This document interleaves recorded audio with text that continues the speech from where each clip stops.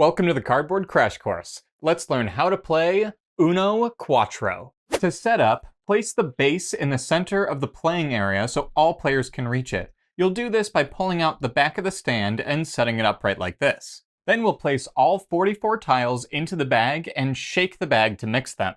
Each player will reach in and draw 3 tiles from the bag. This will be each player's starting hand.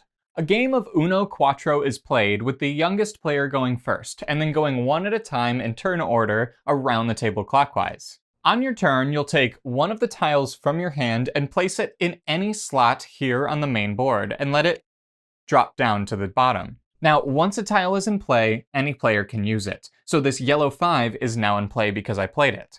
On the next turn, the next player may decide to play this yellow 3. So, when you go to place a tile, you can always place it in any completely open slot.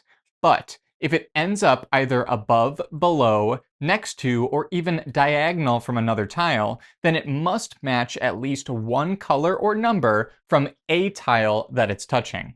So, I could play this yellow 3, and because it is matching the yellow on the yellow 5, this is a legal play. Remember, it only has to match one of those tiles. So if there were a bunch of reds surrounding the yellow 3, as long as it's touching either a yellow or a 3, above, below, left, right, or even diagonal from it, then it's a legal play. If you're ever in a position where you just cannot play the tile in your hand, then you can take that tile and return it to the bag in order to draw another tile. If you can play this tile, then go ahead and play it. But if you couldn't play the tile, your turn is just over. Either way, when your turn is over, make sure to draw up to 3 total tiles in your hand. One way or another, you will end your turn with 3 tiles. So that's the basics of the game. One at a time, you'll just be placing tiles into one of these slots and just hoping that you can pull tiles in order to match things that they're orthogonally or diagonally adjacent to. But here's the catch. You also have different action symbols on each of these tiles, and they do different special things. So let's learn the action symbols, and then afterwards, I'll tell you how to win.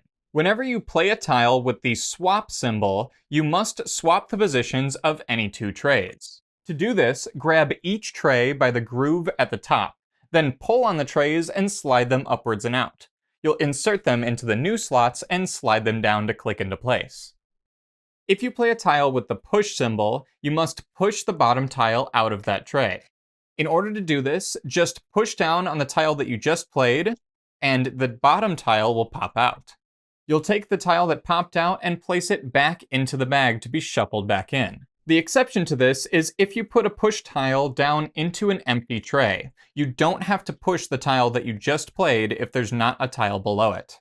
Also remember that a push tile is the only type of tile that you can play into a full tray. So I could place it here and just push the bottom tile out. Always place that tile back into the bag. And finally is the -2 action.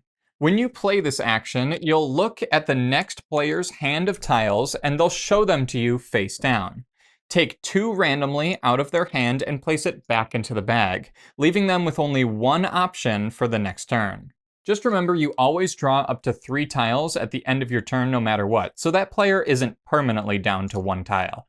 The first player to take their turn and place a 4th tile in a row that could be either a number or color in this instance, and could be either vertical, horizontal, or even diagonal, wins the game. Thank you for watching this video. If you want to learn another fun game with the Uno brand, check out the video on screen now.